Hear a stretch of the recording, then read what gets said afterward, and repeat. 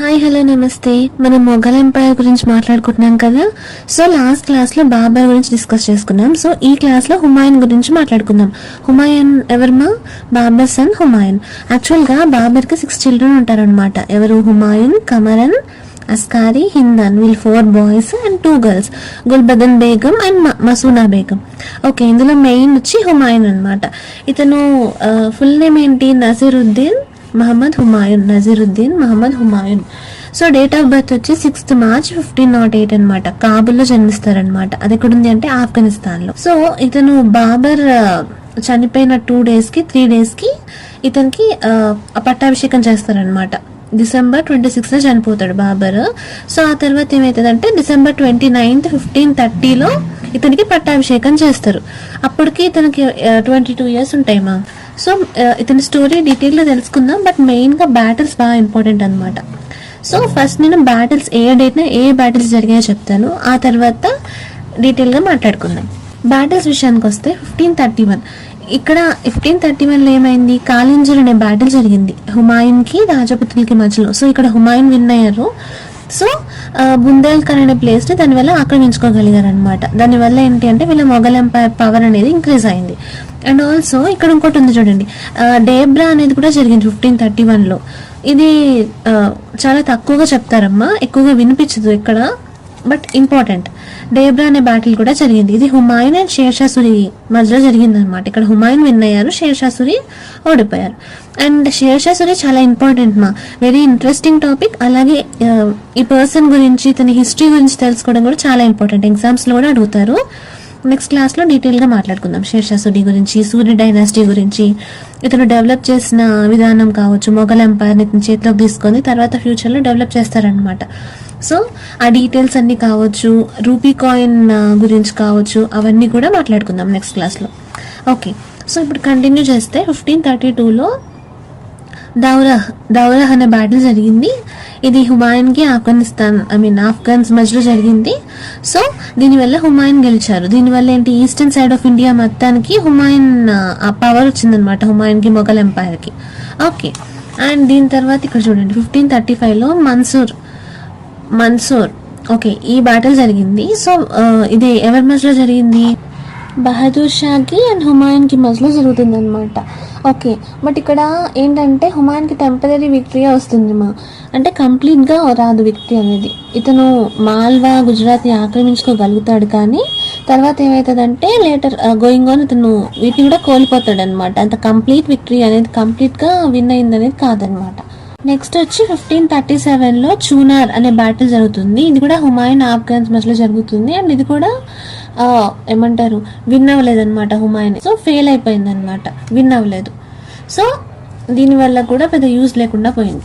But మెయిన్గా మనం ఇది ఇంపార్టెంట్, చౌసా. మీరు చాలాసార్లు వింటారు కదా చౌసా బ్యాటిల్ అనేది. సో 1539లో చౌసా బ్యాటిల్ అనేది జరిగింది. దీనివల్ల హుమాయూన్ దశలా తిరిగిపోయింది అనమాట. ఓకే, సో చౌసా ఎవరి మధ్యలో అంటే హుమాయూన్ అండ్ అపోనెంట్ ఎవరు? షేర్షా సూరి. వీళ్ళిద్దరికి మధ్యలో జరిగిన వార్లో ఈ బ్యాటిల్ని హుమాయూన్ ఓడిపోతారు. సో షేర్షా సూరి మాత్రమే విన్ అవుతారనమాట.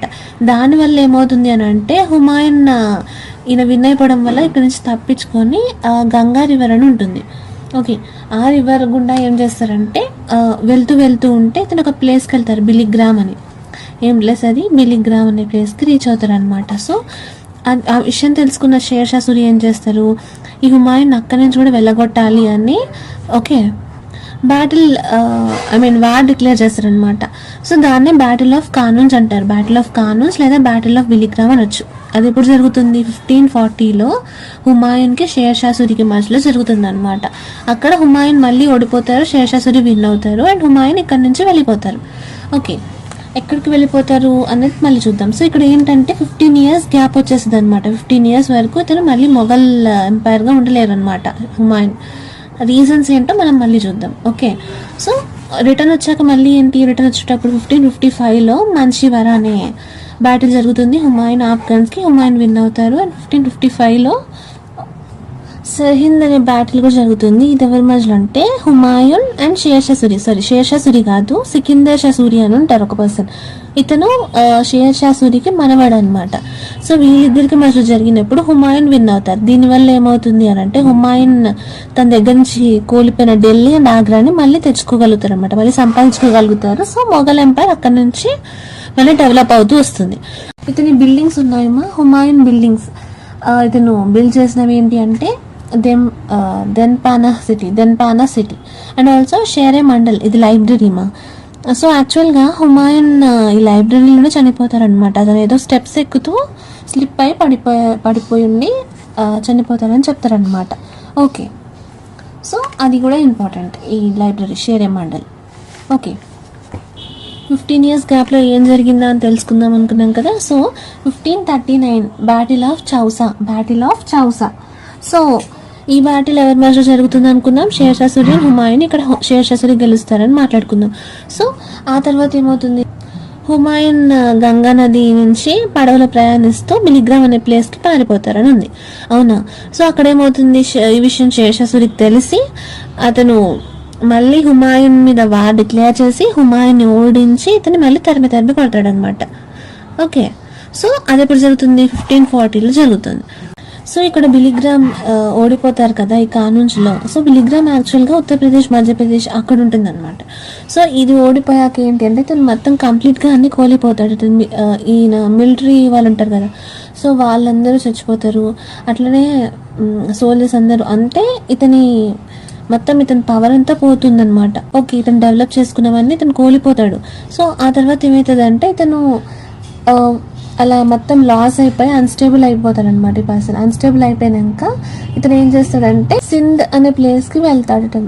ఓకే, సో అక్కడ ఏంటంటే చాలా కష్టమైన లైఫ్ని లీడ్ చేస్తూ ఉంటారనమాట సింధ్ అనే ప్లేస్లో. సో తినడానికి ఫుడ్ సరిగ్గా ఉండదు, అట్లయితుంది అనమాట.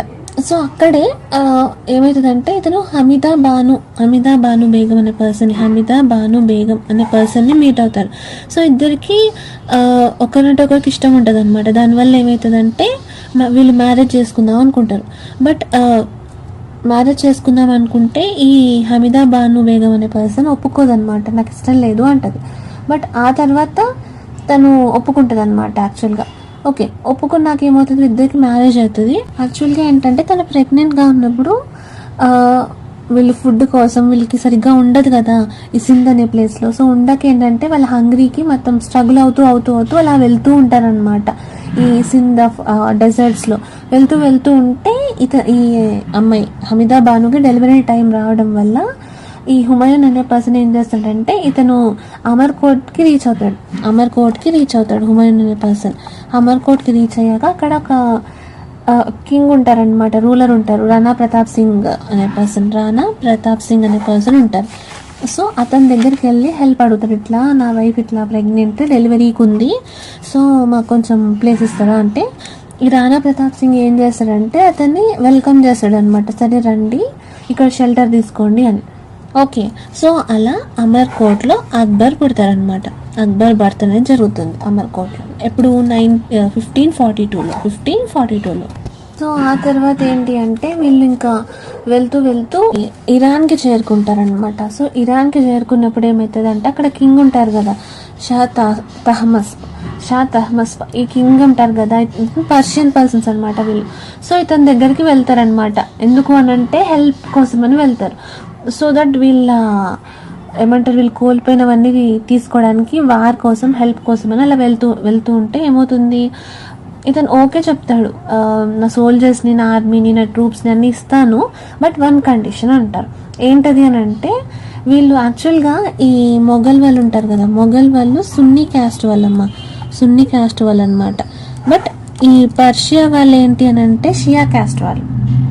సో దీనివల్ల ఏంటి అని అంటే ఈ పర్సన్ ఉంటారు కదా, ఈ కింగ్ ఉండి హుమాయూన్ అంటారు అనమాట, మీరు సున్నీ కదా, సున్నీ క్యాస్ట్ నుంచి షియా క్యాస్ట్కి మారిపోండి, మీరు అలా మారిపోతే నేను మీకు సపోర్ట్ చేస్తాను, లేకపోతే లేదు అన్నట్టుగా మాట్లాడతారు.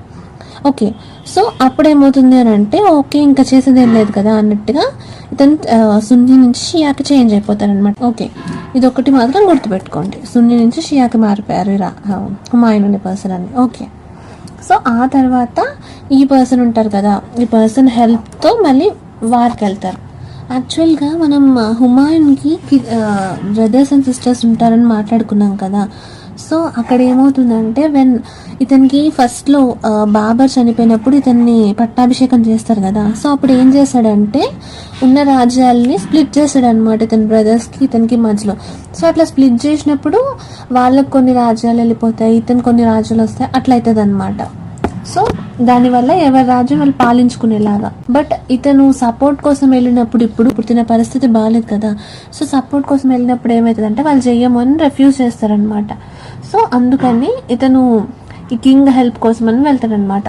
సో వెళ్ళాక ఇతని బ్రదర్స్ మీద మళ్ళీ యుద్ధానికి వస్తాడు కింగ్ సపోర్ట్, అది షా తహమస్ అనే పర్సన్ సపోర్ట్తో. అప్పుడు ఇతను మళ్ళీ ఆక్రమించుకుంటాడు అనమాట. ఏం ప్లేసెస్ అవి? కందాహర్ అనే ప్లేస్, అలాగే కాబుల్, ఈ 2 ప్లేసెస్ని తిరిగి ఆక్రమించుకుంటాడు హుమాయూన్. ఇతని బ్రదర్స్లో ఏంటంటే ఈ పర్సన్ కమ్రన్ ఉంటారా, కమ్రన్ మిర్జా ఇతని పేరు. కమ్రన్ మిర్జా అనే పర్సన్ ఈ కందాహర్ అనే ప్లేస్ని రూల్ చేస్తూ ఉంటాడు అనమాట. సో ఇన్ 1545లో ఇతను ఈ పర్సన్ కమ్రన్ నుంచి లాక్కుంటాడు అనమాట, యుద్ధం చేసి గెలుస్తాడు అనమాట. గెలిచినాక ఈ కందాహర్ అనే ప్లేస్ని ఇతను తీసుకుంటాడు అనమాట. ఓకే, కందాహర్ అనే ప్లేస్ని ఇతను మళ్ళీ స్వాధీనం చేసుకుంటాడు అనమాట. సో దీనివల్ల ఏంటి అని అంటే ఇతనికి స్ట్రాంగ్ పవర్ మళ్ళీ పెరుగుతుంది అనమాట. ఓకే, ఈ ప్లేస్ ఎక్కడుంది అంటే ఆఫ్ఘనిస్తాన్లో. సో ఆఫ్ఘనిస్తాన్లో కూడా హుమాయూన్కి పవర్ అనేది స్ట్రాంగ్గా మారుతుంది అనమాట. సో ఇతని one of the major success అనమాట. అంత బిగ్ ఫెయిల్యూర్ తర్వాత కందాహల్ అనే ప్లేస్ని సక్సెస్ఫుల్గా స్వాధీనం చేసుకుంటాడు. నెక్స్ట్ కాబుల్ ఎలా స్వాధీనం చేసుకుంటాడంటే యాక్చువల్గా ఈ కాబుల్ అనేది కూడా ఈ కమరన్ అనే ప్లేస్ మనిషి దగ్గర ఉంటుంది అనమాట. సో అంటే అతనే రెస్పాన్సిబుల్ అనమాట. ఇన్ 1550లో క్యాప్చర్ చేసుకుంటాడు. 1545లో ఇది, 1550లోనేమో కందాహర్ కాబుల్. ఓకే, సారీ 1550లోనేమో కాబుల్. ఈ కమరన్ అనే పర్సన్ కూడా హుమాయూన్ని చాలా ఇబ్బంది పెడతాడు అనమాట. తిరిగి అతని మీద యుద్ధానికి వస్తాడు, కాబుల్ని కందాహర్ని ఆ ప్లేస్ని తీసుకోవడానికి, కానీ ఇతను మళ్ళీ ఫెయిల్ అయిపోతాడు, హుమాయూనే విన్ అవుతాడు అనమాట. దీనివల్ల ఆఫ్ఘన్లో హుమాయూన్కి మంచి పవర్ వస్తుంది. ఓకే, అండ్ ఇతను ఈ పర్షియన్స్తో ఫ్రెండ్షిప్ చేస్తున్నాడు అని చెప్పా కదా. ఇప్పుడు ఇరాన్ ఈ పర్సన్ కింగ్ ఉన్నారు కదా, ఎవరు పేరు మర్చిపోదుమా, షా తహమస్ప్. సో ఆ పేరు గుర్తుపెట్టుకోవాలి. ఓకే, ఇంపార్టెంట్ ఇది. ఓకే, సో ఈ పర్సన్ని గుర్తుపెట్టుకోవాలి. సో ఇతని దగ్గర ఉండి ఫ్రెండ్షిప్ చేసిన వాళ్ళు ఏమవుతుందంటే వీళ్ళ పర్షియా ఆర్ట్స్ ఉంటాయి కదా, వీళ్ళ ఆర్ట్ కావచ్చు, ఆర్కిటెక్చర్ కావచ్చు, హుమాయూన్కి బాగా నచ్చుతుంది అనమాట. సో అదంతా కూడా ఈ మొఘల్ కల్చర్లో ఇతను యూజ్ చేసుకోవాలి అనుకుంటాడు. ఓకే, సో దానివల్ల కల్చర్ పెరుగుతుంది అండ్ హెల్ప్ అవుతుంది కదా. సో ఫైనల్గా ఏమవుతుంది అని అంటే 1555లో మళ్ళీ ఆఫ్టర్ 15 years ఇండియాని లూజ్ అయ్యి 15 years అవుతుంది అనమాట. ఓకే, 1540లో వార్ వల్ల ఇతను షేర్షా సూర్యలో ఓడిపోతాడు కదా. సో 1555లో ఇతను మళ్ళీ 15 years తర్వాత ఢిల్లీని రూల్ చేయడానికి మళ్ళీ తిరిగి వస్తాడనమాట. ఓకే, ఈ 15 years కూడా ఈ సూరి డైనాసిటీ ఉంటుంది కదా, సూరి డైనాసిటీ కింగ్స్ రూల్ చేస్తారనమాట. ఓకే, ఇది ఎట్లా రూల్ చేస్తారు అనేది, ఈ సూరి డైనాసిటీ ఏంటి, అసలు 15 years ఎలా రూల్ చేశారు, ఎవరితో ఫైటింగ్స్ జరిగాయి. ఓకే, అండ్ మెయిన్గా ఎవరిని గుర్తుపెట్టుకోవాలి సూరి డైనాసిటీలో, నేను చెప్పాను కదా షేర్షా సూరి అని, అతనికి షేర్ ఖాన్ అనే పేరులా వచ్చింది. అదంతా కూడా నెక్స్ట్ క్లాస్లో మాట్లాడుకుందాం మనం కంప్లీట్. మళ్ళీ 1555లో ఇతను ఇండియాకి రిటర్న్ అవ్వడానికి మళ్ళీ బ్యాటిల్ ఆఫ్ సర్హింద్, ఇది గుర్తుపెట్టుకోవాలి మా, చాలా important, battle of Sirhind. So ఈ బ్యాటిల్ ఆఫ్ సర్హింద్ అనే వార్ని డిక్లేర్ చేస్తారు ఎవరు, హుమాయూన్. ఇది ఎవరి మధ్య జరుగుతుంది, హుమాయూన్ అండ్ సికిందర్ షా సూరి. ఇతను ఎవరు అని అంటే గ్రాండ్ సన్ అనమాట షేర్ షా సూరికి. ఓకే, గ్రాండ్ సన్ ఇతను. సో ఈ సికిందర్ షా సూరి గురించి కూడా మనం ఈ సూర్య డైనాసిటీ మాట్లాడుకునే క్లాస్లో డిస్కస్ చేసుకుందాం. సో ఇతనితో యుద్ధంలో ఫైట్ చేసి ఈ హుమాయూన్ అనే పర్సన్ విన్ అవుతారనమాట. మళ్ళీ ఢిల్లీ ఆగ్రాని గెలుచుకుంటారనమాట. ఓకే, స్వాధీనం చేసుకుంటారు. సో ఇక్కడ మెయిన్గా గుర్తుపెట్టుకోవాల్సిన పర్సన్ ఎవరు అని అంటే బైరమ్ ఖాన్ అనే పర్సన్ని మెయిన్గా గుర్తుపెట్టుకోవాలన్నమాట. ఓకే, ఈ పర్సన్ ఎలా అంటే ఇతను ఎప్పుడు అంటే 1501లో ఆయన బర్త్ అనేది జరుగుతుంది. 1501లో జరుగుతుంది. తను బాబర్ దగ్గర సర్వెంట్గా ఉంటారనమాట. ఈయన సర్వీస్ చేస్తారనమాట బాబర్ దగ్గర, బాబర్ ఉన్నప్పుడు. అలాగే ఆ టైంలో ఏంటి, హుమాయూన్తో మంచి ఫ్రెండ్షిప్ ఏర్పడుతుంది. హుమాయూన్ జాగ్రత్తగా చూసుకుంటారు అట్లా అనమాట. ఇతను మిలిటరీ కమాండర్గా కూడా వర్క్ చేస్తుంటారు. ఓకే. అండ్ ఆల్సో బాబర్ దగ్గర బాగా మంచి నమ్మకస్తుల్లా పనిచేస్తుంటారు అనమాట. అయితే హుమాయూన్ ఈ గుజరాత్ని గెలుచుకున్న టైంలో అంట 1535లో ఈ పర్సన్ ఉన్నారు కదా, మెయిన్ చాలా ఇంపార్టెంట్ రోల్ని ప్లే చేస్తారనమాట. హుమాయూన్ కోసం హెల్ప్ చేస్తారు. అలాగే చూనార్ కూడా మాట్లాడుకున్నాం కదా, ఈ బ్యాటిల్లో కూడా హుమాయూన్ విన్ అవడానికి హెల్ప్ చేస్తారనమాట. అండ్ కానూంజ్ దగ్గరకు వచ్చేసరికి ఏంటి, కానూంజ్లో హుమాయూన్ ఓడిపోతారు కదా. కానూంజ్, కన్ఫ్యూజ్ అవ్వకండి, నేను రాస్తాను. కానూంజ్, బ్యాటిల్ ఆఫ్ కానూంజ్. ఓకే. ఈ బ్యాటిల్ ఆఫ్ కానూంజ్లో 40 కదా. ఈ బ్యాటిల్ ఆఫ్ కానూంజ్ జరిగినప్పుడు, అదే బ్యాటిల్ ఆఫ్ కానూంజ్ బిలిగ్రామ్ అనుకున్నాం. సో ఇది జరిగినప్పుడు హుమాయూన్ ఓడిపోయినప్పుడు ఏమవుతుందంటే, ఈ బైరామ్ ఖాన్ని వీళ్ళు సూర్య డైనాసిటీ, షేర్షా సూరి వాళ్ళ దగ్గర పెట్టుకొని హుమాయూన్ని కలవకుండా కట్టడి చేస్తారనమాట. 3 years వరకు కట్టడి చేస్తారనమాట ఇతన్ని కలవకుండా. సో 1540 నుంచి 1543 వరకు కట్టడి చేస్తారనమాట కలవకుండా. 1543 తర్వాత హుమాయూన్ సింధ్కి వస్తారు కదా. సింధ్కి వచ్చినప్పుడు ఏమవుతుంది అని అంటే, ఈ బైరామ్ ఖాన్ కూడా హుమాయూన్ని కలుస్తారనమాట. ఓకే. సో అప్పటి నుంచి మళ్ళీ హుమాయూన్తోనే ఉంటారు. 1544లో ఈ పర్షియన్ కింగ్స్తో ఫ్రెండ్షిప్ చేయడం కావచ్చు, 45లో కందాహర్ అలాగే కాబుల్ని ఆక్రమించుకోవడం వాళ్ళ బ్రదర్స్ దగ్గర నుంచి, ఇవన్నిట్లో కూడా ఈ బైరామ్ ఖాన్ అనే పర్సన్ హుమాయూన్తోనే ఉంటారనమాట. ఓకే. సో అలా జరుగుతుంది. ఆ తర్వాత 1555లో సర్హింద్ అనే బ్యాటిల్ని క్రియేట్ చేసి వీళ్ళు ఈ సూర్య డైనాసిటీ సికిందర్ షా సూరిని మీద యుద్ధానికి వెళ్ళి విన్ అవుతారు. ఇందులో కూడా ఈ బైరామ్ ఖాన్ అనే పర్సన్ చాలా మెయిన్ రోల్ని పాటిస్తారనమాట. దీనివల్ల విన్ అయ్యాక ఇంకా హుమాయూన్ ఏమవుతుందంటే, ఈయన మంచి లైబ్రరీస్ కట్టించడం అలా చేస్తారనమాట. సో అప్పుడు ఏమవుతుందంటే, ఒకసారి ఇది 1555లో విన్ అయ్యారు కదా. సో 1556లో ఒకసారి ఏమవుతుంది అంటే, ఇతను లైబ్రరీ ఉంది. ఓకే. పురాణ కిల్లా అని ఒక లైబ్రరీ ఉంటుంది. సో ఈ లైబ్రరీని విజిట్ చేయడానికి వెళ్ళినప్పుడు ఈ హుమాయూన్ అనే పర్సన్ ఏంటి, స్టేర్స్ ఉంటాయి కదా, స్టెప్స్ నుంచి కింద పడిపోయి చనిపోతారనమాట. ఓకే. సో ఇలా చనిపోయాక హమీదా బాను ఉంటుంది కదా, హుమాయూన్ వైఫ్ హమీదా బాను, ఇతనేం చేస్తుందంటే హుమాయూన్ కోసం ఒక సమాధిని కట్టిస్తుంది అనమాట. ఎక్కడ అంటే ఢిల్లీలో కట్టిస్తుంది అనమాట. స్క్రీన్తో పాటు నా వాయిస్ కూడా ఈక్వల్గా వింటూ ఉంటే మీకు క్లియర్గా అర్థమవుతుంది ఓకేనా. ఎక్కడైనా కన్ఫ్యూజ్ అయితే నాకు కమెంట్ చేయండి, నేను మళ్ళీ ఎక్స్ప్లెయిన్ చేస్తాను ఆ పార్ట్ అంతా కూడా. And Humayun strengths and weaknesses విషయానికి వస్తే, హుమాయూన్ స్ట్రెంగ్త్స్ వచ్చి ఇతను డిప్లొమాటిక్ స్కిల్స్ కావచ్చు, persistence, cultural patronage, courage and advertise. అంటే యాక్చువల్గా పర్సిస్టెన్స్ అంటే ఏంటనంటే, ఇతను ఓడిపోయాక కూడా 15 years తర్వాత కూడా మళ్ళీ అదే ధైర్యంతో వచ్చి మొఘల్ ఎంపైర్ని సాధిస్తాడు కదా. సో అదనమాట మెంటాలిటీ అనమాట. ఓకే. కల్చరల్ అంటే ఇతను పర్షియన్స్ దగ్గర ఉన్నప్పటి నుంచి వాళ్ళ ఆర్ట్స్ కావచ్చు, ఆర్కిటెక్చర్, కల్చర్ అవన్నీ కూడా మంచివన్నీ కూడా అడాప్ట్ చేసుకున్నాడు ఇతను మొఘల్ సామ్రాజ్యంలో. సో ఇది. అండ్ కరేజ్ అండ్ అడ్వర్టైజ్ అంటే, ఇంత కష్టం వచ్చినా ఎన్నిసార్లు ఫెయిల్ అయినా కూడా తనకి తన ధైర్యం తెచ్చుకొని విన్ అయ్యాడు. ఆ కరేజ్ అనేది ఉండాలి కదా మనిషికి. సో అలా అనమాట. డిప్లొమాటిక్ స్కిల్స్ అంటే ఇతను పర్షియన్స్ దగ్గర మంచిగా మాట్లాడడం కావచ్చు. దానివల్ల వాళ్ళు ఏంటి అంటే, వాళ్ళ మిలిటరీ కానీ ఈ ట్రోప్స్ కానీ అవన్నీ ఇచ్చారు కదా. సో అదనమాట. ఓకే. మరి హుమాయూన్ ఇవి ఏంటి, హుమాయూన్ స్ట్రెంగ్త్స్. మరి హుమాయూన్ వీక్నెసెస్ కూడా మాట్లాడుకోవాలి కదా. ఇతను ఏంటి అంటే పూర్ మిలిటరీ. ఇతను మిలిటరీ అనేది స్ట్రాంగ్గా లేకపోవడం వల్లే కదా ఓడిపోయాడు చాలాసార్లు. అండ్ ఇతని రూలింగ్ కూడా సరిగ్గా లేదు కదా. అంటే ఇతను ఏమంటారు, మిలిటరీ ఫార్మేషన్ అనేది సరిగ్గా చేయలేదు, వాళ్ళకి సరిగ్గా ట్రైనింగ్ ఇవ్వలేదు కాబట్టి ఓడిపోయారు. డిపెండెన్సీస్ అంటే పర్షియా వాళ్ళ మీద డిపెండ్ అయ్యారు కదా. సో దానివల్ల అనమాట, ఒకరి మీద డిపెండ్ అయితే కానీ డిపెండ్ అవ్వాల్సి వచ్చింది అనేది అనమాట. ఫ్యామిలీ డిస్యూనిటీ అంటే ఇతని ఫ్యామిలీస్ మధ్యలో ఉన్న డిస్టర్బెన్సెస్ కూడా ఒక కారణం ఇక్కడ. ఓకే. ఇవి ఇతని స్ట్రెంగ్త్స్ అండ్ వీక్నెసెస్. సో అంటే నేను మీకు డీటెయిల్గా ఎక్స్ప్లెయిన్ చేయాలి అనేది నా పాయింట్ అనమాట. I hope you understand. ఏమైనా డౌట్స్ ఉన్నా, ఎక్కడైనా కన్ఫ్యూజ్ అయినా, ఇంకా ఏమైనా ఎక్స్ట్రా పాయింట్స్ యాడ్ చేయొచ్చు అనుకున్నా కమెంట్ చేయడం మాత్రం మర్చిపోవద్దు.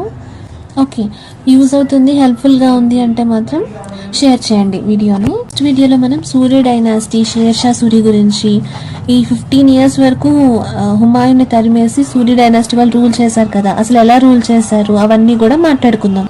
ఐ హోప్ మీకు అర్థమైందని అనుకుంటున్నాను. సో నెక్స్ట్ క్లాస్లో మళ్ళీ కలుద్దాం.